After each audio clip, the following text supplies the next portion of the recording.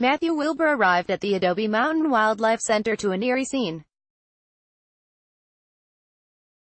At the time, Wilbur was working with raptors as a paid college intern for the Arizona Game and Fish Department, which maintained the Wildlife Rehabilitation Center. The recently shuttered center, surrounded by a chain-link fence topped with barbed wire, is next door to a juvenile prison near Interstate 17 and Pinnacle Peak Road. As Wilbur recalls, when he walked into the center's animal hospital on the morning of June 20, 2016, reptiles were scattered around the room: rattlesnakes, Gila monsters, toads, and boas. Some were in their cages. Others were in trash bags. Most were lifeless. Another employee, Tegan Wolf, had arrived before Wilbur. "What the hell happened?" Wilbur remembers asking her. She said, "I don't know. It was really hot in the reptile hut." Around a dozen of the center's reptiles had overheated, according to Wilbur. Peering into the trash bags, he saw limp, dead rattlesnakes. Other animals appeared to be clinging to life, clearly in distress due to heat exposure, he recalled. A Gila monster was hyperventilating in its plexiglass container, lethargic and unresponsive, Wilbur said. The power to the reptile hut's air conditioning unit had failed sometime before staff arrived at the rehabilitation center that morning. Unlike mammals, reptiles are cold-blooded and cannot regulate their internal body temperature, so when the shed's temperature climbed in the June heat, they baked to death. The freestanding reptile shed had become an oven by the time Wolf arrived, so she carried the reptiles from their hut into the nearby animal hospital. Wolf and Wilbur had been assigned to take some of these reptiles, part of a collection that the state used for education and outreach, to the Game and Fish Department's headquarters. That Monday, they were supposed to assist in a scheduled live animal presentation for a group of kids. Wilbur and several other former volunteers at Adobe Mountain say that the reptile deaths fit a pattern of mistakes and bad practices during the center's final years before it closed in May 2018. They complained, sometimes in writing, to their superiors about the center's management and need to improve its animal rehabilitation procedures. The Game and Fish Department employee who supervised the center, Mike Demlong, resigned effective May 18 after Phoenix New-Times made a series of inquiries probing the animal deaths. The department strongly disputed the allegations with testimonials from experts and countervailing explanations of events at the Wildlife Center. In the agency's view, the volunteers' recollections are inaccurate. Demlong declined to be interviewed for this article.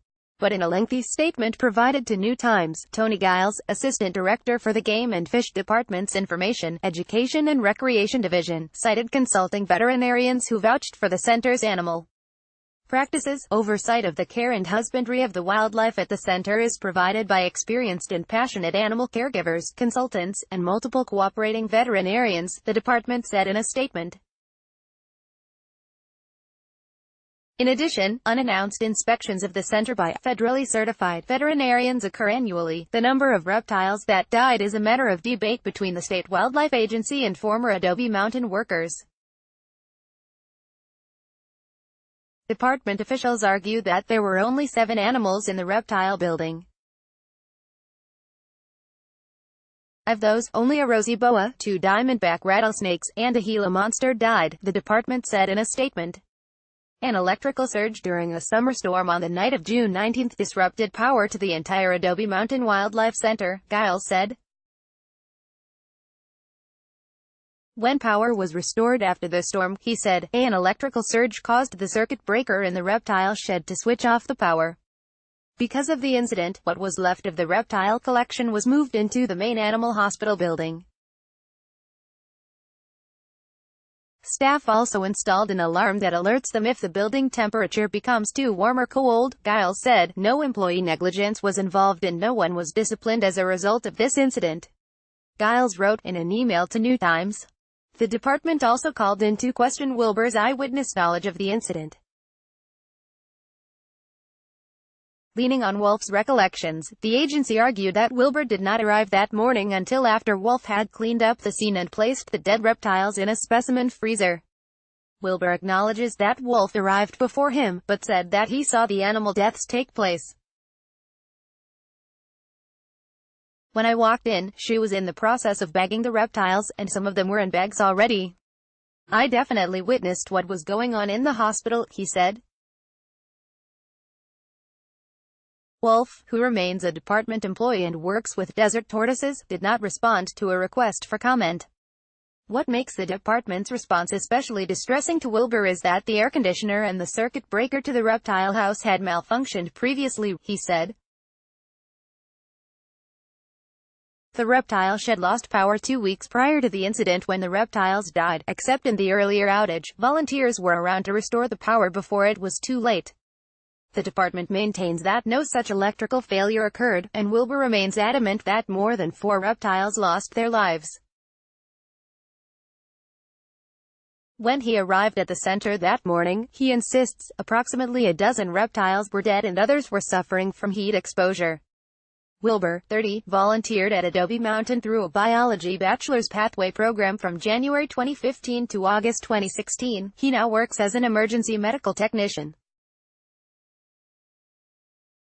Shortly after the reptiles died, Wilbur filed a complaint to the Human Resources Department. In his June 24 letter, Wilbur criticized Dem Long, the supervisor of Adobe Mountain and the Game and Fish Department's Wildlife Program Education Manager. Wilbur raised a variety of concerns about animal care and mentioned the handling of the reptile deaths, calling the incident certainly avoidable. I have seen a degradation in animal care, been put in unethical situations regarding wildlife and have been subject to an increasingly uncomfortable work environment, coercion and slander against my person, Wilbur wrote. The department investigated Wilbur's complaint but took no action. The investigation found that the acts alleged were unfounded and that the employee conduct did not violate department policy, procedure, rule or statute, Giles wrote in an email. Then, 5 days after he filed the complaint, Wilbur was reassigned from his position at Adobe Mountain. He was told to work at the Game and Fish headquarters for the remainder of the internship. I was basically doing office work, biding my time. Wilbur said, it felt like retribution. After all, Wilbur merely wanted to raise concerns about the treatment of sick and injured animals at Adobe Mountain. He explained, nobody ever said anything about it, and as soon as I said something about it, I get reassigned, Wilbur said. The department provided records purporting to show Wilbur's poor performance as an intern. Shortly after Wilbur submitted the complaint letter, Dem Long dressed him down in an email. Dem Long wrote, over the past approximately 2 months, you have either intentionally or unintentionally become slow to respond to my requests, follow specific and clear direction, and notify me, your supervisor, when you were unable to work an assigned task or come to work. The department terminated Wilbur on July 28, 2016, after he failed to report to work for 2 weeks. Wilbur explaining that his work environment at the headquarters became unbearable after he filed the complaint. His internship was scheduled to end in August, so after he was blackballed from working at Adobe Mountain, Wilbur stopped reporting to work following one last attempt to repair the damage with his superiors. It was unfortunate, he said of his firing. But I didn't want to be in an uncomfortable work environment because you don't want to hate your life for 8 hours a day. Wilbur's formal complaint wasn't the only one Adobe Mountain received around that time. Another volunteer, Stacy Westerholm, volunteered at Adobe Mountain on Sundays for around 20 years. But she quit volunteering last October, upset at the management of the Wildlife Center and the 2016 animal deaths. She wasn't at the center on the morning that the reptiles died. But 54-year-old Westerholm, who works for a different state agency, said that Wilbur's account of the incident is accurate. Lost almost the entire collection, she said. In December 2016, Westerholm, along with around 4 other current and former volunteers, sent an unsigned letter to then Game and Fish Director Larry Voiles. Wilbur was not involved with writing the letter, according to him and Westerholm, failing to have a backup air conditioner in place, especially when someone had offered to donate the unit, amounted to intentional neglect, the volunteers wrote. The letter compared the incident to the deaths of over 20 dogs at a Gilbert kennel in 2014 due to heat exhaustion. In the complaint, the volunteers outlined several other instances of alleged animal mistreatment that took place between 2014 and 2016. They described desert tortoises trapped in the heat due to the construction and layout of their pens, a goshawk that had been at Adobe Mountain for months but had not received medical attention for a wing problem, and the confinement of a bald eagle to a small enclosure. The volunteers requested a meeting with the Game and Fish Department's leadership. The letter explained that they wanted to remain anonymous because of fears of retribution. The authors claimed that Demlong would often retaliate against volunteers who questioned practices at Adobe Mountain, leading to the departure of many volunteers. "We want to know we are part of a system that helps and does not intentionally hurt," the letter concludes. "We all volunteer because we love animals. We also love Adobe and want it to be the premier rehabilitation and education facility in the state." Is this a goal of Adobe?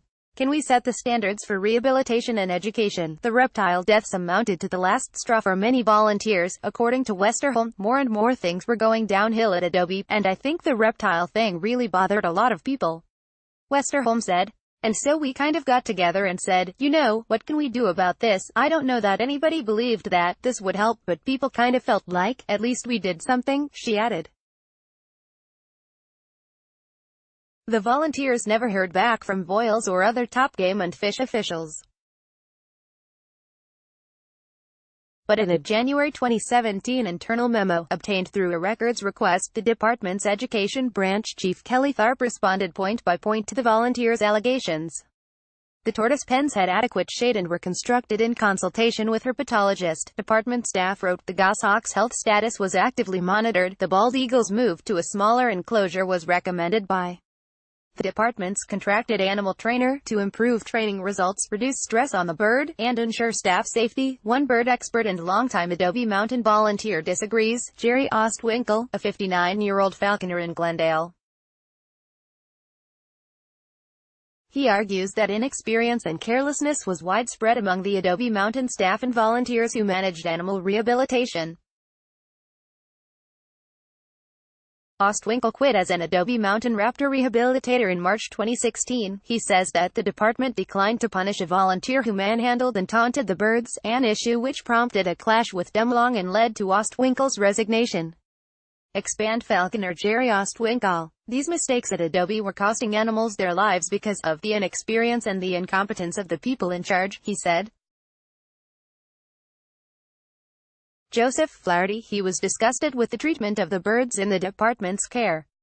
Ostwinkle would watch staff release birds into the wild, even though he was sure that the animal would not survive in the wild based on its rehabilitation. "These mistakes at Adobe were costing animals their lives because of the inexperience and the incompetence of the people in charge," Ostwinkle says. "It was ridiculous. It was a nasty falling out between Ostwinkle and a rehabilitation center where he had volunteered for 3 decades. As recently as 2014, Demlong praised Ostwinkle when the falconer received an inaugural award named in his honor from the Sonoran Antelope and Golden Eagle Society. The Adobe Mountain Wildlife Center is incredibly fortunate to have Jerry's expertise at hand, and his willingness to volunteer so many hours towards helping rehabilitate and conserve Arizona's eagles," Demlong said at the time. Westerholm and Wilbur vouched for Ostwinkle's raptor expertise, and Wilbur described him as a mentor, a woodworker by trade. Ostwinkle has a history of tangling with state and federal wildlife authorities. In the late 1990s, he battled the U.S.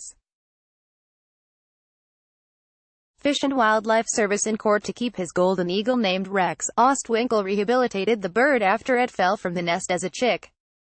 He was also one of 2 falconers sued by the Arizona Game and Fish Department for the use of Rex in a credit card commercial. The state said Ostwinkle's permit did not allow the commercial use of the raptor and that he failed to register another one of his birds. However, the guilty verdict against Ostwinkle and the other falconer, Gary Lullman, was dismissed when an appeals court learned that state officials had altered dates on investigative reports in order to circumvent the 1-year statute of limitations to prosecute the falconers, New Times reported at the time. The department said that Ostwinkle's claims are unsubstantiated. Mr. Ostwinkle's allegation of animal mistreatment is baseless, the agency's statement says. His claims, and those of Mr. Wilbur and Ms.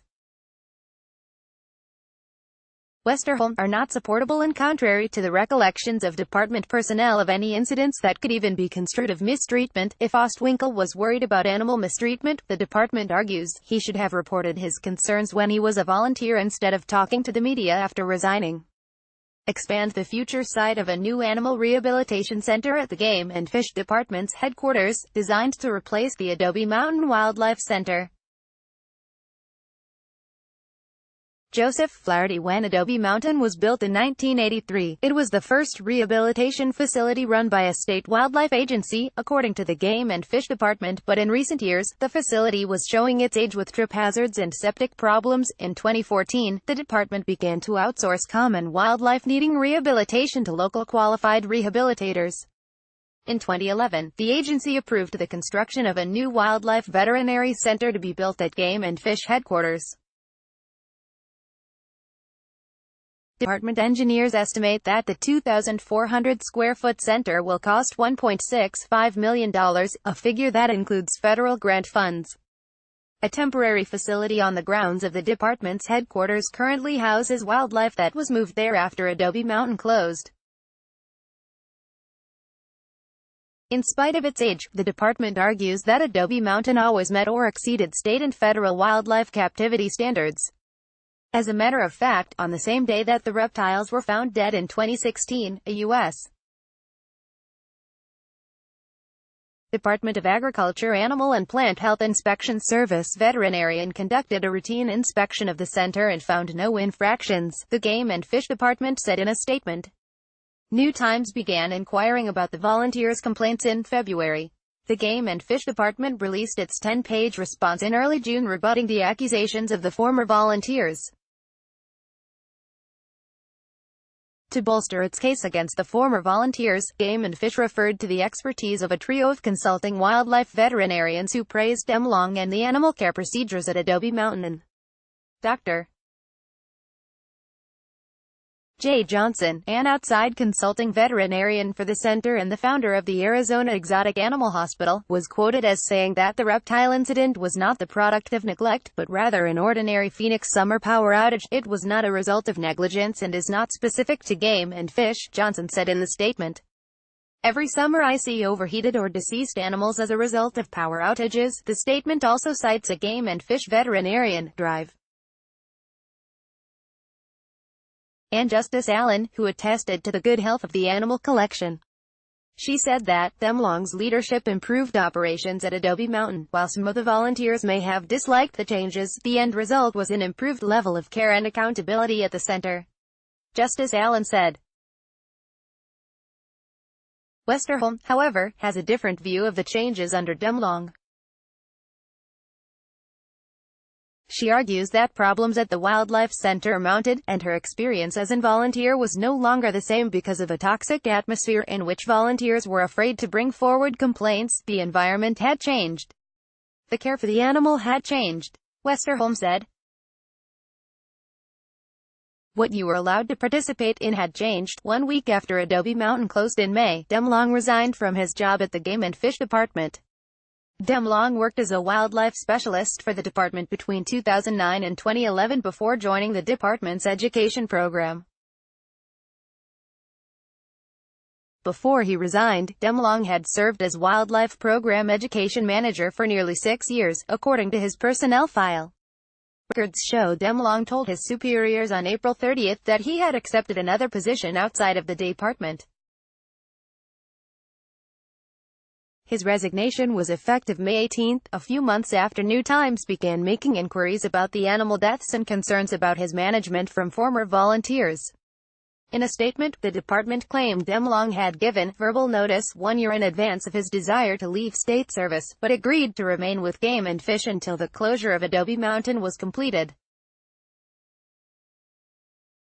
When New Times reached Demlong by phone on Friday, he hung up immediately.